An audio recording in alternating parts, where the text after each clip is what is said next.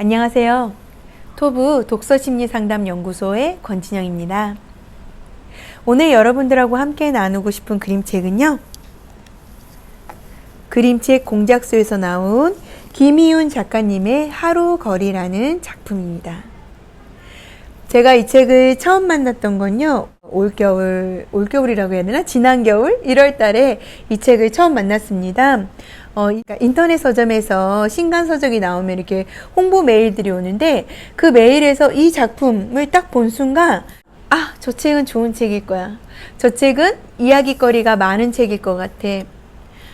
저 책은 왠지 뭔가 나한테 울림이 되는 책일 것 같아 라는 생각이 들었어요. 이 책이 너무 좋아서요. 그냥 이 책의 앞표지를 보고 책 간단한 소개를 보는데 너무 읽고 싶고 마음이 편안해지는 거예요. 그래가지고 이 책을 주문해서 받아서 보았는데 정말 첫 페이지부터 마지막 페이지까지 뭐라고 표현할 수 없는 울림이 있었습니다. 그래서 제가 감성 그림책 TMI 하면서부터 제 첫 번째 책으로 이 책을 소개하고 싶었는데 제가 받은 이 느낌을 뭐라고 설명하기가 어려워서 망설이다가 이제 드디어 여러분에게 소개하게 되었습니다. 그 책이 나에게 주는 메시지가 있기 때문이에요. 그 책을 통해서 내가 뭔가 나에게 건드려지는 부분이 있고 나에게 반드시 다루고 가야 될 뭔가 이슈가 있기 때문에 그 책들이 나에게 말을 건다고 저는 생각합니다. 이 책이 바로 그런 책이었어요. 저한테. 저는 어떤 장면이 제일 좋았냐면요. 이 정말 표지. 특히 무엇이 좋았냐면 이 두 소녀가 서로 마주보고 바라보고 눈이 맞춰지는 장면. 보면요, 여기 눈빛과 표정을 보면은 둘이 친한 사이는 아닌 것 같아요. 갑자기 마주친 그 눈빛에 조금 당황해하는 그런 눈빛이에요. 무엇보다도 이 소녀와 이 소녀의 또 눈과 눈 사이 거리가 따뜻하면서도 안전하다라는 느낌을 주더라고요. 둘은 왜 바라보았을까요? 바라본 둘에게는 어떤 일이 있었을까? 한번 책으로 들어가 보도록 하겠습니다. 여기 보면은 이 표지의 그림이 이렇게 줌인 카메라 아시죠? 카메라로 이렇게 줌인했던 장면인데 이거를 이렇게 줌 아웃을 하면은 둘의 소녀가 이렇게 바라보는데 사실 이 소녀는 혼자가 아니네요. 친구들이 있었어요. 근데 이 책의 배경이 되는 부분, 그림을 보시면 아시겠지만, 한 60년대, 70년대, 또는 좀 더 올라간다면 50년대일 수도 있겠지만요. 지금보다는 조금 이전 시대의 이야기인 것 같아요. 아이들의 복장도 그렇고 아이들이 들고 있는 뭐 소쿠리라든지 이런 도구들을 보면 좀 예전 시대 이야기인 걸 느낄 수 있습니다. 이 작가는요, 자신의 할머니가 경험했던 이야기를 이 작품에 담았다고 하더라고요. 그러면 이 친구들, 동물이라고 해야 되나요? 이 친구는 동물들과 함께 했고, 이 친구는 혼자 있습니다. 머리 스타일 같은 걸 보면은 조금 자기를 돌보지 않은 친구인 것 같아요. 어쩌면 돌봐주지 않는, 돌봄을 받을 수 없는 뭐 그런 상황일 수도 있을 것 같기도 합니다. 둘이 길을 가다가 마주치고 그 순간 둘이 서로를 바라보는 이야기. 한번 볼게요. 이야기는 이렇게 시작합니다. 쟤는 순자야. 걸을 때 왼발을 잘름거려. 다친 걸 안 고치고 그냥 뒀다나? 누구의 말인지 모르겠어요. 작가의 목소리인지 아니면 이 친구의 목소리인지. 근데 저는 정확히 모르겠지만 이 친구의 목소리로 듣고 싶고 읽고 싶은 마음이 있습니다. 친구들과 함께 이렇게 풀 뜯으러 가는 것 같아요. 근데 풀 뜯으러 가면서 다른 친구들은 웃고 떠드니라 정신없는 사이에 한 친구가 뒤를 돌아보았고 여기 보면 가득 뭔가 나무를 싣고 가는 이 친구를 바라보는 이 아이. 이 아이가 이 친구를 보면서 얘기하는 거예요. 쟤는 순자야. 걸을 때 왼발을 잘름거려. 다친 걸 안 고치고 그냥 뒀다나? 이렇게 다리를 잘름거릴 수 있잖아요. 선천적인 이유도 있을 수 있고 후천적인 이유도 있는데 이 순자는 후천적으로 다쳤었나 봐요. 그럼 다친 것을 고치면 잘름거리지 않을 수 있는데 고치지 않고 그냥 뒀다고 그래요. 도대체 무슨 사연이 있는 걸까요? 순자는 큰 집에서 더부살이를 했어. 나이 어려서 엄니 아버지를 모두 여의고 동생들마저 마을 아무개네 집으로 뿔뿔이 흩어져 살았대. 아, 부모님을 잃었네요. 그리고 큰아버지 집에서 이렇게 더부살이를 하고 있네요. 아마 눈칫밥도 먹고 좀 편하지 않았겠죠. 아, 그러네요. 순자는요, 일만 했어요. 순자는 일만 했지 노는 걸 못 봤어. 늘 머리에 광주리를 이고 다녔지. 쑥 사세요. 콩밭 열무 사세요. 나물에다가 골목골목 팔러 다니는 거야. 근데 놀랍습니다. 여러분 보세요. 다시 이 친구로 한번 가볼게요. 이 친구 말이에요. 이 친구가 순자를 바라보았고 지나가면서 다시 순자의 모습을 돌아보았고 그리고 순자의 부모님이 돌아가시는 이런 상황 속에서 누구를 보고 있냐면 또 순자를 이렇게 바라보는 모습을 볼 수 있습니다.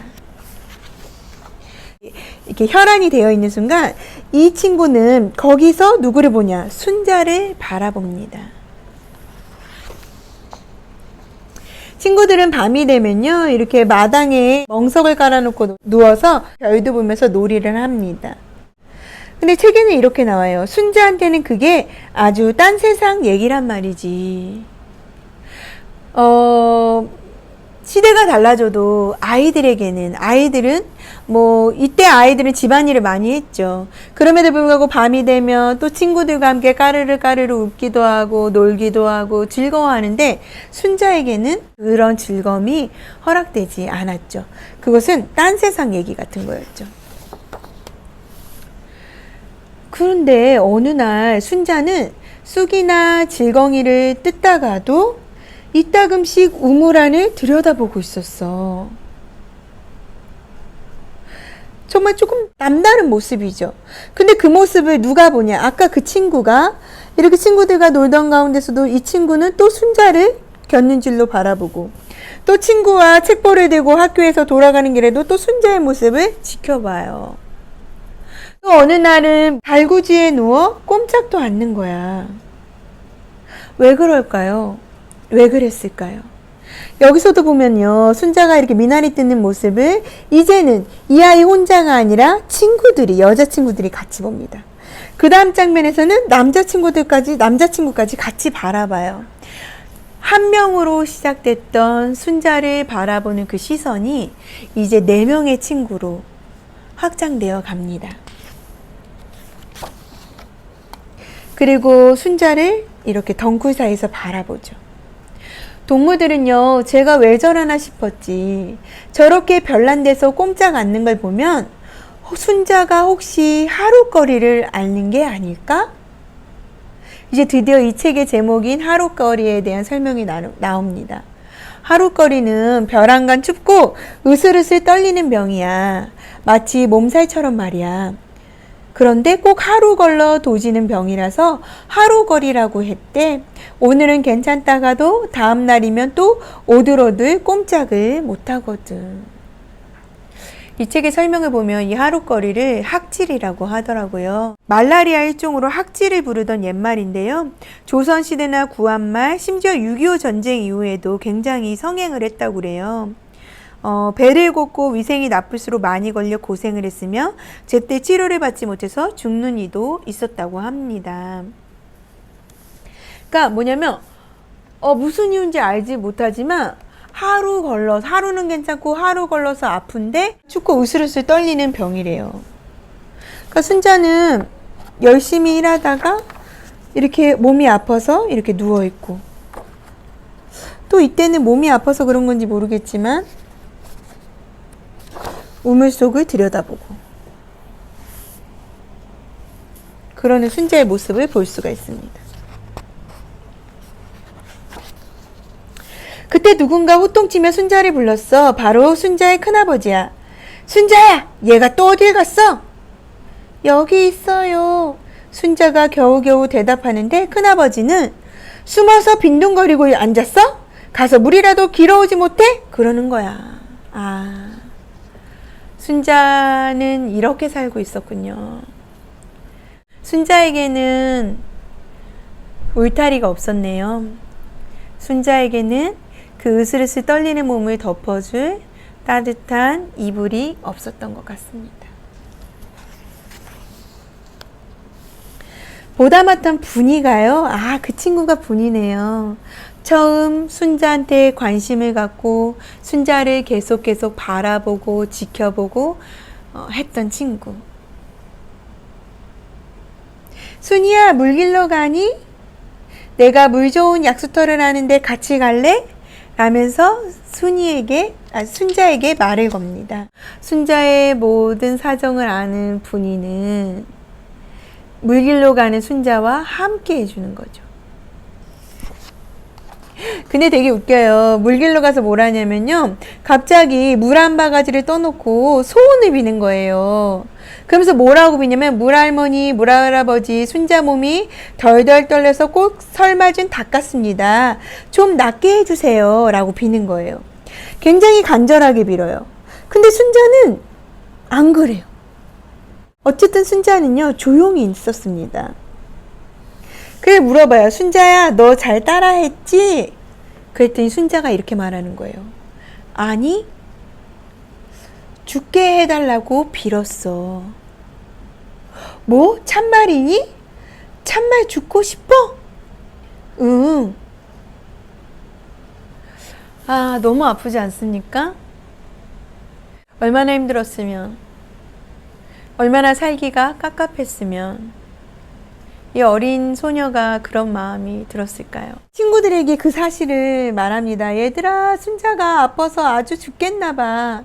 이 분이가 이해하기에는 하루거리 때문에 아파서 괴로워서 고통스러워서 죽고 싶은 마음이었나 봐 라고 해석을 했어요. 그러다 보니까 이 세 명의 친구들은 각자가 아는 방식으로 순자의 하루거리를 낫게 하는 온갖 신통방통 민간요법들을 이제 이렇게 행하게 됩니다. 이런 내용들을 보면요, 다 지금 읽어드릴 수는 없지만 실제로 이 하루거리를 낫게 하는 여러 가지 민간요법들이 그 지역마다 있었다고 해요. 작가는 그 장면들을 친구들의 여러 모습을 통해서 굉장히 익살스럽고 또 그렇게 해서 뭐 낫지 않겠죠? 약간 해프닝적으로, 그렇지만 굉장히 사랑스럽게 표현하고 있습니다. 근데 그런 일이 있을 때마다 이 순자의 모습이 참 여기 뭐 약간 당황하기도 하고 그렇지만 좀 뭐랄까 굉장히 소용없다는 듯 체념한 듯 무기력해 보이는 이런 모습도 있어요. 다양한 방법들을 하고 났는데 전혀 하루거리는 나아지지가 않았습니다. 별짓을 다 해도 그뿐이니 여간 애가 탈 노릇이 아니었지. 그때 또 물어봅니다. 순자야, 너 아직도 참말 죽고 싶니? 응? 이라고 물어봐요. 그리고 친구들은 굉장히 애썼는데도 순자가 여전히 아프고 지금 완전 주저앉아서 이렇게 힘들어하는 모습 보면서 친구들이 이렇게 미안해하고 안타까워하는 모습이 참 순수하게 느껴집니다. 요즘에 누가 이렇게 아프다고 같이 마음을 아파해주고 오히려 내가 도움을 주지 못한 것에 안타까워하는 마음들이 우리에게 있을까? 그런 생각을 해봐요. 아이들이 생각을 해놨어요. 무슨 생각을 했냐면 순자가 참말로 죽고 싶은지 아닌지 한번 알아보자는 거예요. 근데 진짜 죽게 할 수는 없잖아요. 그래서 이 분이가 박에서 조그만 씨를 발라내가지고 밀가루를 묻혀가지고 종이에 감싸서 마치 한약박에서 이 약을 먹으면 죽을 수 있는 그런 약을 구해온 것처럼 순자를 속이는 작전을 핍니다. 순자에게 정말 너 죽고 싶니? 정말 그러니? 라고 아이들이 당당하게 물어봐요. 물론 이렇게 당당하게 물어볼 수 있었던 건 이 약이 가짜 약이기 때문이죠. 는 어떻게 될까요? 그 약을 먹었습니다. 여기가 어딘지 모르겠어요. 방은 아니고 보면은 약간 광인 것 같아요. 광에 이 뒷광 이런 데에서 이 약을 먹고 정말 곱게 누워서 죽음을 준비하는 모습이죠.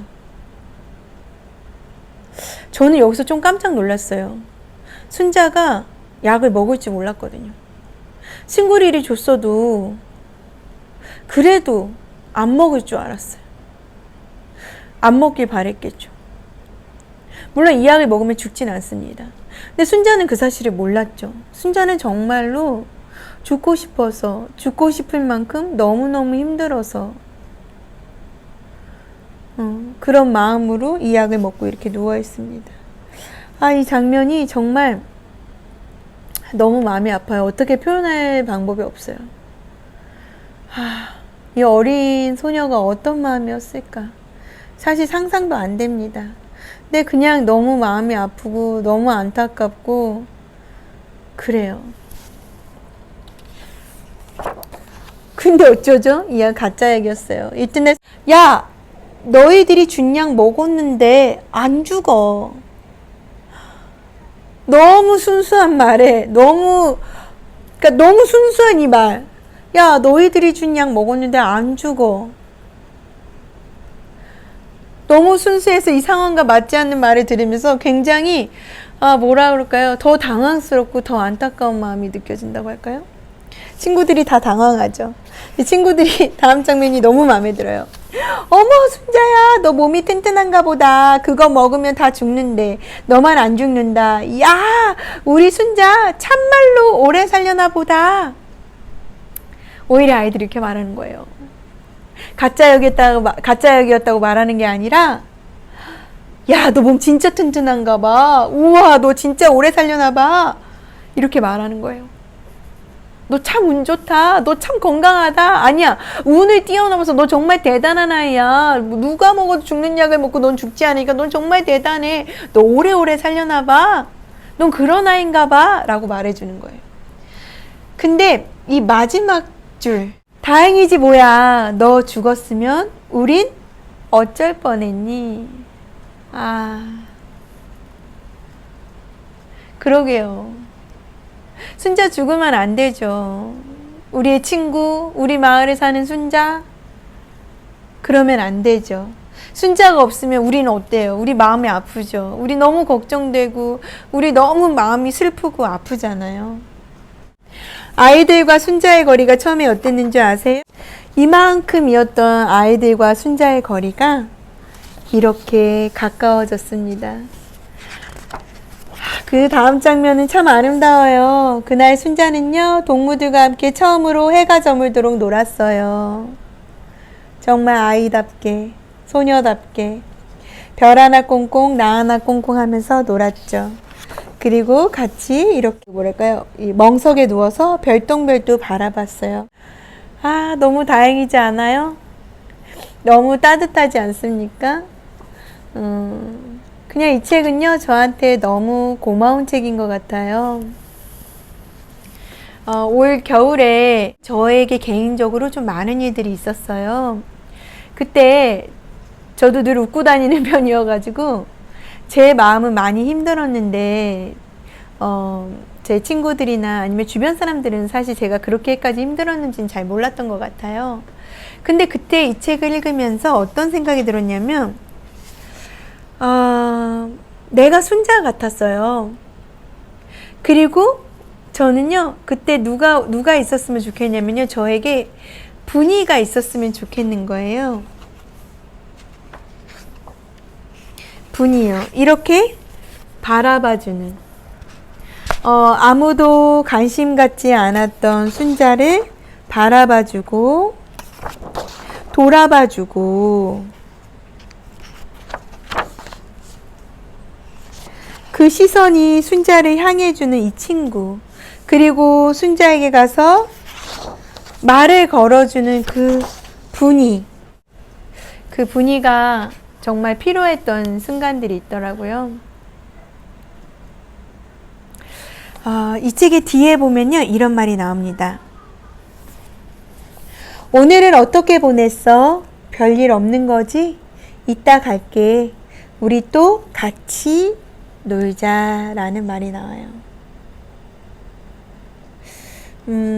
여러분 오늘은 어떻게 보내셨어요? 여러분의 하루는 어떤가요? 코로나19로 인해서 만남과 이동과 사회활동과 여러 가지로 많이 좀 우리가 불편함을 겪고 있는데요. 그때 여러분 이렇게 한 번쯤은 돌아보셨으면 좋겠어요. 우리 주변에 혹시 순자처럼 웅크리고 있는 아이, 누워있는 아이, 똑바로 걷지 못하고 절름거리고 있는 아이가 없는지, 또 그런 사람이 없는지 한번 돌아보셨으면 좋겠습니다. 작가는요, 이렇게 분이의 모습과 이렇게 친구들의 모습을 그리는데, 뒷면지에 보면 뒷표지에 있는 이 친구들 실제 작품 속 인물도 똑같은 구도를 하고 있지만 현대의 요즘 아이들의 모습을 이렇게 동일하게 그려놨어요. 그러면서 그 중에 한 명이 뒤를 돌아보죠. 그리고 작가의 말을 한번 제가 읽어봐 드릴게요. 이 그림책은 우리 할머니 어릴 적 이야기를 듣고 만들었습니다. 하루거리는 학질이라고 해서 예전에 가난하고 굶주렸던 아이들이 앓던 병이었습니다. 이제는 사라지고 없는 병이지요. 하지만 요즘은 어른 아이 할 것 없이 전에 없던 마음의 병을 많이 앓는 것 같습니다. 혼자 하는 고민이 무겁지 않기를, 서로 돌아봐주는 소중한 친구가 곁에 있기를 바라며 이 책을 만들었습니다. 오늘을 사는 아이들, 그리고 우리 모두가 안녕하기를 바랍니다. 여러분, 여러분의 하루 잘 지내나요? 편안한가요? 이렇게 서로에게 안부를 물어봐 주시고, 또 서로를 돌아봐 주시고, 또 만약에 나를 돌아봐 주는 그런 친구가 없다면 여러분 스스로 나의 오늘 하루는 어떤지, 나의 마음은 안녕한지 한번 물어봐 주는, 잠깐 멈춰서서 나를 돌아봐 주는 그런 시간이 되었으면 좋겠습니다.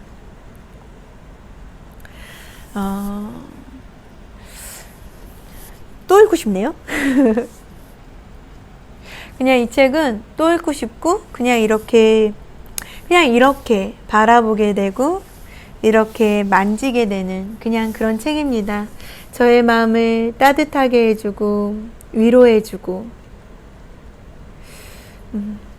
또 그런 친구가 필요하고, 또 그런 친구가 되어지고 싶은 그런 책, 하루거리였습니다. 여러분 오늘도 건강한 하루 되세요. 감사합니다.